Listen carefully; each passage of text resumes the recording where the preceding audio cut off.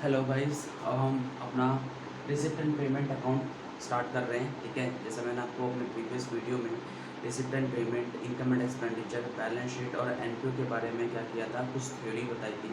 अब हम यहाँ पर रिसिप्ट एंड पेमेंट अकाउंट का फॉर्मेट और उस पर कुछ क्वेश्चंस का करेंगे, सॉल्व करेंगे। ठीक है, तो है क्या हमारा सबसे पहले रिसिप्ट एंड पेमेंट अकाउंट। ठीक है, तो यहाँ पे क्या है, फॉर्मेट में अगर बात की जाए तो डेबिट साइड मेरा क्या होगा, रिसिप्ट का होगा, और क्रेडिट साइड आपका क्या होगा, पेमेंट का होगा। ठीक है, तो सबसे पहला आता है हमारा to balance breakdown. Balance breakdown में सबसे पहला क्या आएगा, कैश इन हैंड और cash at hand. Cash in hand मतलब साल के शुरुआत में मेरे पास कितना पैसा है, और साल के शुरुआत में मेरे पास कितना मेरे बैंक में पैसा पड़ा हुआ है। ठीक है, वो दोनों के दोनों हमारे यहाँ पे क्या हो जाएंगे, रिकॉर्ड हो जाएंगे। ठीक है, अगर मेरा क्या है कोई हो सकता है कि कभी कभी क्या होता है, बैंक में पैसा मेरा क्या होता है, ओवरड्राफ्ट में होता है। ओवरड्राफ्ट मतलब क्या, बैंक में पैसा नहीं है, ऊपर से मैंने अपना बैंक से ही क्या कर रखा है, लोन ले रखा है। ठीक है, तो वो वाला चीज़ यहाँ पे क्या होगा, आपका रिकॉर्ड होगा इनकेस अगर बैंक का क्या है, कुछ भी पैसा मेरे पास बकाया है। ठीक है, तो बैंक ओवरड्राफ्ट। फिर क्या होगा हमारा सब्सक्रिप्शन। सब्सक्रिप्शन का मतलब होता है चंदा। ठीक है, मतलब क्या है, जैसे कि लाइक मान लो मेरी एक नॉट फॉर प्रॉफिट ऑर्गेनाइजेशन है और मैं जगह जगह जाकर लोगों से क्या मांग रहा हूँ, अपने प्रोग्राम के बारे में बता रहा हूँ और उनसे मदद मांग रहा हूँ, तो that is called our subscription चंदा। ठीक है, आरी बात समझिए। तो जितना भी चंदा क्या होगा, हमारा क्या होगा, साल के अंत में या साल के दौरान क्या होगा, रिसीव्ड होगा। ठीक है, चाहे वो प्रीवियस ईयर का हो, करंट ईयर का हो या नेक्स्ट ईयर का हो, वो सारा का सारा आपको क्या करना पड़ेगा, रिकॉर्ड करना पड़ेगा। ठीक है, दूसरा क्या है, two general donation. General donation का मतलब क्या है कि लोगों ने, किसी व्यक्ति ने मेरा प्रोग्राम देखा, उसने बोला ले भाई तो पैसा ले, इस पैसे को, मेरे काम को देखकर, मेरे काम से खुश होकर उसने क्या किया, मुझे पैसा दिया, तो that is called our general donation. Specific donation का मतलब क्या होता है कि किसी भी एक पर्टिकुलर काम को लेकर डोनेशन। पर्टिकुलर काम मतलब क्या है कि एक बंदे ने मेरे काम को लेकर बोला कि भाई ये ले पैसा ले, लेकिन बोला कि तुझे यही काम करना। ठीक है, क्या करना है, यही काम कंफर्म है, इसके अलावा मैं इसका पैसा इस्तेमाल किसी और काम के लिए नहीं कर सकता, क्योंकि मुझे पैसा मिला ही उस काम को पूरा करने के लिए। ठीक है, तो ऐसे को हम क्या कहते हैं, स्पेसिफिक डोनेशन के नाम से जाना जाता है। उसके बाद हमारा क्या है, two grants for specific purpose. Grants मैंने आपको बताया था कि बेसिकली आपको कौन देता है, ये हमारे गवर्नमेंट देते हैं। कौन देते हैं, हमारे गवर्नमेंट्स देते हैं, और ये किसलिए देते हैं कि जो इतने भी हमारे जो नॉट फॉर प्रॉफिट ऑर्गेनाइजेशन है वो मोटिवेट हो सके। ठीक है, क्या हो सके, मोटिवेट हो सके। ठीक है, और इसीलिए हमारे क्या दिए जाते हैं, गवर्नमेंट के द्वारा कुछ ग्रांट्स दिए जाते हैं। जरूर नहीं, गवर्नमेंट्स के द्वारा, इवन किसी प्राइवेट व्यक्ति के द्वारा भी दिया जाता है, ताकि प्रोत्साहन दिया जाता है बेसिकली हमारा ऑर्गेनाइजेशन को, नॉट फॉर प्रॉफिट ऑर्गेनाइजेशन। ठीक है, तो यहाँ पे जो ग्रांट फॉर स्पेसिफिक पर्पस है, इसका मतलब क्या है, किसी स्पेसिफिक पर्पस के लिए यहाँ पे क्या दिया गया, इसी काम के लिए ग्रांट्स दिया गया, पैसे दिए गए। ठीक है, दूसरा क्या, एंट्रेंस फी।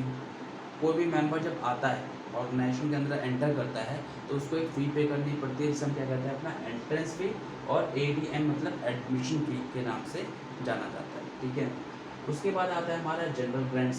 सामान्य सरकार नॉर्मली जो बेसिस पे देती है, या फिर कोई भी इंडिविजुअल बंदा मुझे क्या कर रहा है, ऐसे पैसा दे रहा है। ठीक है, तो that is called our general grants. ठीक है, two sale of old newspaper. कोई मैंने ओल्ड न्यूज़पेपर अपना बेच दिया, या फिर कोई भी यूज़ मटेरियल था उसे मैंने अपना बेच दिया। ठीक है, ऐसा होता है ना, घर में कूलर वाला वगैरह होता है, तो उसे मैंने बेच दिया, तो उससे आने वाला जो पैसा होगा उसको मैं यहाँ पे रिकॉर्ड करूँगा।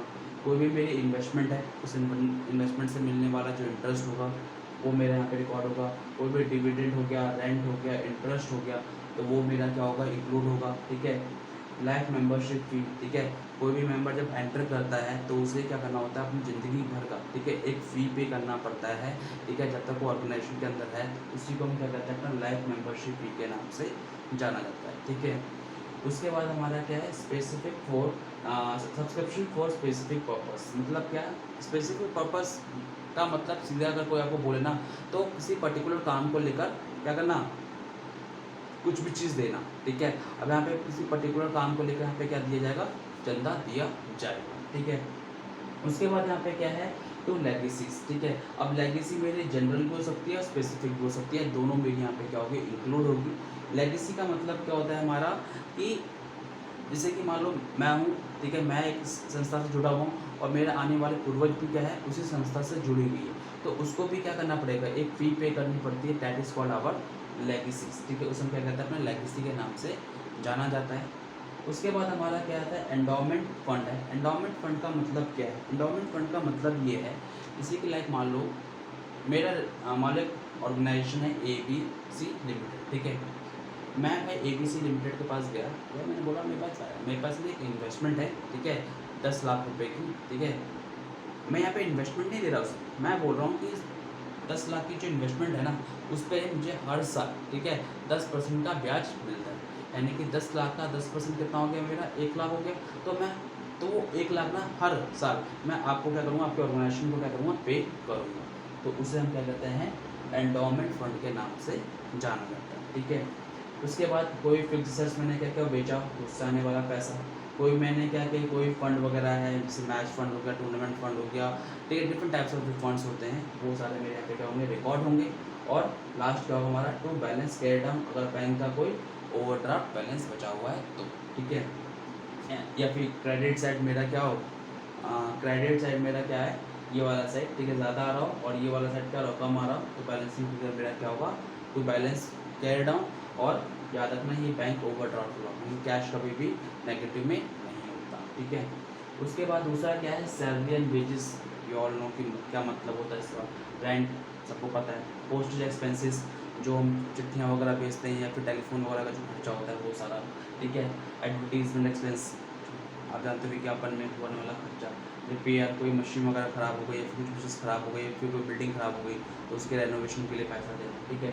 ऑडिट फी, CA जो क्या करते हैं, हमारे बुक्स ऑफ अकाउंट बनाते हैं और चेक करते हैं, तो उसके लिए CA क्या करता है, चार्ज करता है, that is called our audit fee, ठीक है। मेंटेनेंस एक्सपेंसेस का मतलब क्या है, मेंटेनेंस एक्सपेंसेस का मतलब है कि कोई भी, जैसे कि आसपास में जो भी चीज़ें हमारे, ठीक है, उसमें किसी प्रकार से कोई भी मेंटेनेंस की ज़रूरत है, तो उसमें कुछ पैसा दे दिया। तो इंश्योरेंस, आप जानते हो, इसको कम करने के लिए हमें क्या करते हैं, इंश्योरेंस करवाते हैं, जो हमारे रिस्क को कम करता है। तो इंश्योरेंस भी टाइप का क्या हमारा खर्चा ही होता है, ठीक है। म्यूनसिपल टैक्स, टैक्स आप जानते हो, खर्चा तो वही, ठीक है। प्राइस डिस्ट्रीब्यूटेड, मतलब मान लो मैंने कोई भी क्या किया था, फंक्शन ऑर्गेनाइज किया था, और उस फंक्शन में मैं क्या कर रहा हूँ, कुछ भी प्राइस क्या कर रहा हूँ, डिस्ट्रीब्यूट कर रहा हूँ, तो वो चीज़ आपका यहाँ पे क्या होगा, इंक्लूड होगा। कोई भी ऑफिस एक्सपेंसेस है, कोई भी मैंने क्या किया, शो पे खर्चा किया, ठीक है। कोई भी मैंने इन्वेस्टमेंट खरीदी, कोई भी मैंने बुक खरीदी, कोई भी लोन की पेमेंट की, कोई भी मैंने परचेज ऑफ फिक्स एसेट्स यानी कि बिल्डिंग कर लिया, इन्वेस्टमेंट कर लिया, कुछ भी कर लिया, तो सबको मैं यहाँ पे क्या करूँगा, रिकॉर्ड करूँगा। और याद रखना, जब डेबिट साइड ज़्यादा हो, क्रेडिट साइड कम होगा, तो मेरा बैलेंसिंग कहाँ बनेगा, मेरा बाय बैलेंस कैरी डाउन में बनेगा, ठीक है। और यहाँ पे दोनों आइटम आ सकते हैं, कैश इन हैंड और कैश एट बैंक, यहाँ पे दोनों चीज़ें मेरी क्या होंगी, पॉजिटिव में होंगी, ठीक है। हमारी बस में तो ये था आपका क्या फॉर्मेट है।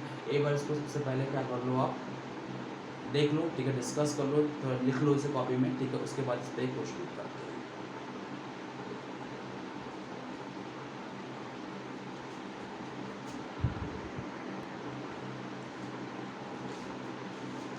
हाँ तो बच्चों, अब हम स्टार्ट करेंगे इस पर क्वेश्चन करना, ठीक है। तो मेरे पास एक क्वेश्चन है, ठीक है, रिसिप्ट एंड पेमेंट अकाउंट का ही है। क्या कह रहे हैं यहाँ पे, क्वेश्चन पढ़ते हैं। From the following information prepare receipt and payment account. मुझे क्या प्रिपेयर करना है, रिसिप्ट एंड पेमेंट अकाउंट बनाना है। तो ये है आपका क्वेश्चन, मुझे क्या प्रिपेयर करना है, रिसिप्ट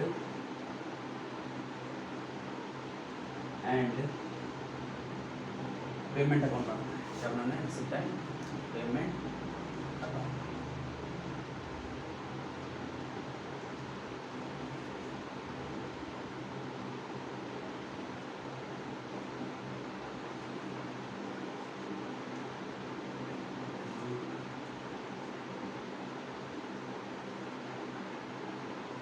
तो मुझे क्या प्रिपेयर करना है, रिसिप्ट एंड पेमेंट अकाउंट बनाना है, ठीक है। तो मैं यहाँ पर receipt and payment account prepare करता हूँ। इसको यहाँ लिख लेते हैं,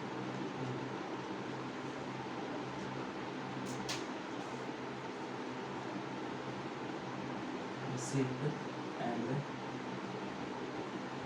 पेमेंट अकाउंट।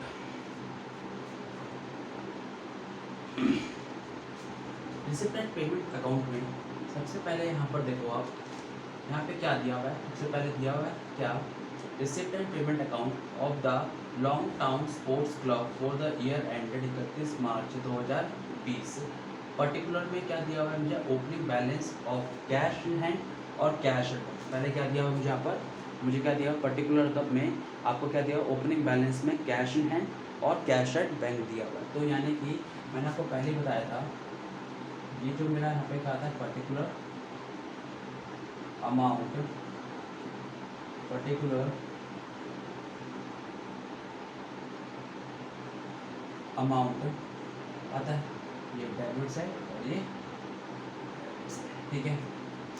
आ रही बात समझ।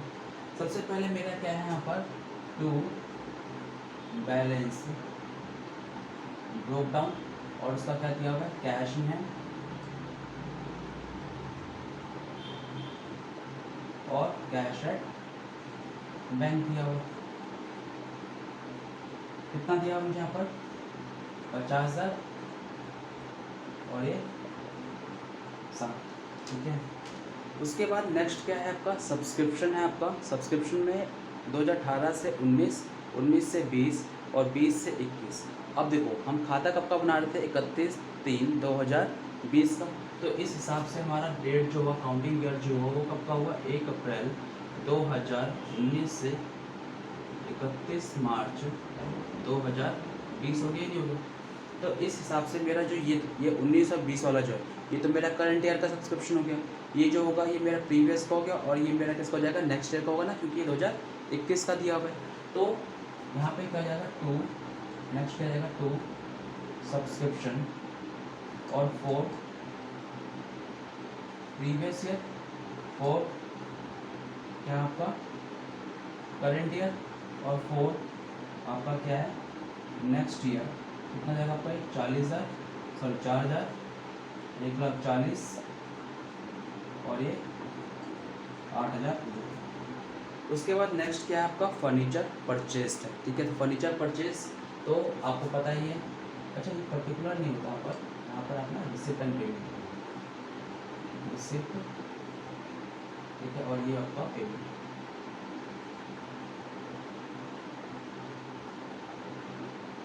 ठीक है। तो ये आपका यहाँ हो जाएगा बाय फर्नीचर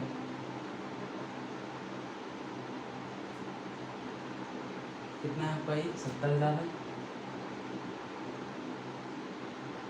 दूसरा आपका क्या दिया हुआ है, जनरल डोनेशन। तो जनरल डोनेशन यहाँ पर है आपका, यहाँ पे रिकॉर्ड करेंगे। जो भी मैंने आपको फॉर्मेट लिखवाया था, फॉर्मेट को बस एक बार ध्यान रखो अच्छे से, अपने आप सब देखना है कि कहाँ पे क्या क्या आएगा। 20,000 है और फिल करते हैं, ठीक है। फिर क्या है मेरा यहाँ पर, जनरल डोनेशन हो गया, डोनेशन फॉर टूर्नामेंट, यानी कि स्पेसिफिक पर्पस के लिए दिया, तो वो भी मेरा यहीं पे आएगा, टू डोनेशन, ठीक है। और ये कितना है, ये भी 40,000 है। दूसरा क्या है, चैरिटी मिली है मुझे, चैरिटी, चैरिटी जो मिली है मुझे, ये गिवन है, चैरिटी क्या है, दिया है, ठीक है। तो चैरिटी जो दिया है मैंने, तो चैरिटी गिवन जो आपका यहाँ पे क्या जाएगा, और होगा, और कितने का दिया आपने चैरिटी, 10,000 का। उसके बाद क्या है आपका, मैच एक्सपेंसेस है। तो मैच एक्सपेंसेस खर्चा है, पेमेंट हुआ होगा उसमें, तो उसको भी यहाँ पे आप क्या करोगे, रिकॉर्ड करोगे। और ये कितना है आपका, 30,000, ठीक है। दूसरा है आपका क्या, सैलरी। तो ये है आपका सैलरी, ठीक है। तो सैलरी मेरा खर्चा है, और सैलरी कितनी है मेरी, तो 63,600, ठीक है। उसके बाद हमारा क्या है, ऑनरी। ऑनरियम का मतलब होता है, जैसे मैंने कोई भी क्या किया, एक फंक्शन ऑर्गेनाइज किया, एक ऑर्गेनाइजेशन ने कोई फंक्शन ऑर्गेनाइज किया और उसमें मैंने किसी भी चीफ गेस्ट वगैरह को बुलाया, तो ऑब्वियस बात है भाई कुछ ना कुछ तो पे लेंगे वो, ठीक है। तो वो वाला पे को हम क्या कहते हैं, ऑनरियम कहते हैं। तो स्पेशल गेस्ट बुलाने के लिए, तो ऑनरियम मेरा क्या खर्चा है, उसको यहाँ पे लिखोगे कितना है, 4,000। दूसरा क्या है यहाँ पर, 12% इन्वेस्टमेंट परचेज। मैंने क्या किया, इन्वेस्टमेंट परचेज किया, तो इन्वेस्टमेंट परचेज किया, एसेट्स परचेज किया, तो इसे कहाँ लिखूँगा, बाय इन्वेस्टमेंट, ठीक है, कितना है 60,000। दूसरा क्या है मेरा एंट्रेंस फी है, एंट्रेंस फी और एडमिशन फी दोनों सेम होते हैं, तो कितना है मेरे 4,000 है। फिर क्या है इंटरेस्ट मिला है मुझे किस पे, इस इन्वेस्टमेंट पे, इंटरेस्ट रिसीव इस माई इनकम, कितना है 6,000, ठीक है। और क्लोजिंग बैलेंस दिया हुआ है मुझे यहाँ पे क्या, कैश इन हैंड और cash at bank. Cash in hand दिया हुआ है 24,000, कैश एट बैंक निकालना है, तो ये मेरा क्या होगा बाय बैलेंस BD, और इसमें क्या हो जाएगा कैश इन हैंड, तो आपका था कितना 24,000, क्या निकालना है कैश एट बैंक निकालना है। तो इसके लिए क्या करो, सबसे पहले सबका टोटल करो, 50 और 1,10,000, 1,10,000 और 4 1,80,000, यानी कि 2,90,000 होगा आपकी, ठीक है। 2,90,000, 2,94,000, 8,000, ठीक है, 20 और 60, 60 और 70, 3,0, 12 हासिल 16, 17, ये कितना आ गया आपका 3,72,000। यहाँ पे भी वही लिखेंगे, क्योंकि डेबिट इज इक्वल्स टू क्या होता है क्रेडिट होता है। अब इसका टोटल करो, कितना है ये 80, 80 और 30, 80 1,10,000, 1,10,000 में 1,70,000, तो यहाँ पे आपको ये ठीक है, इनका 80 और 30, 1,10,000, 1,70,000, 1,70,000 तो ये हो गया आपका, ठीक है, 1,70,000 का ये हो गया, ठीक है आपका 63,600, फिर 4,000 और ये 24,600, 4 और 4 8, 11, 8 से 1 7 8, 8 6 14, 14 और 6 16, 2,61,600 है। तो इससे आप 3,72,000 में से क्या कर देना, माइनस कर देना, 400 0 1, कितना हो गया 1,10,400 क्या जाएगा आपका आंसर हो जाएगा, ठीक है। तो ये आपका था next receipt and payment account का क्या क्वेश्चन, ठीक है। तो इस तरह से आपको क्या करना है, इसे क्वेश्चन को ट्राई करना है, ठीक है। इस वीडियो को please like subscribe and share ज़रूर करें, ठीक है, अपने फ्रेंड्स वगैरह में, और लाइक ज़रूर करें।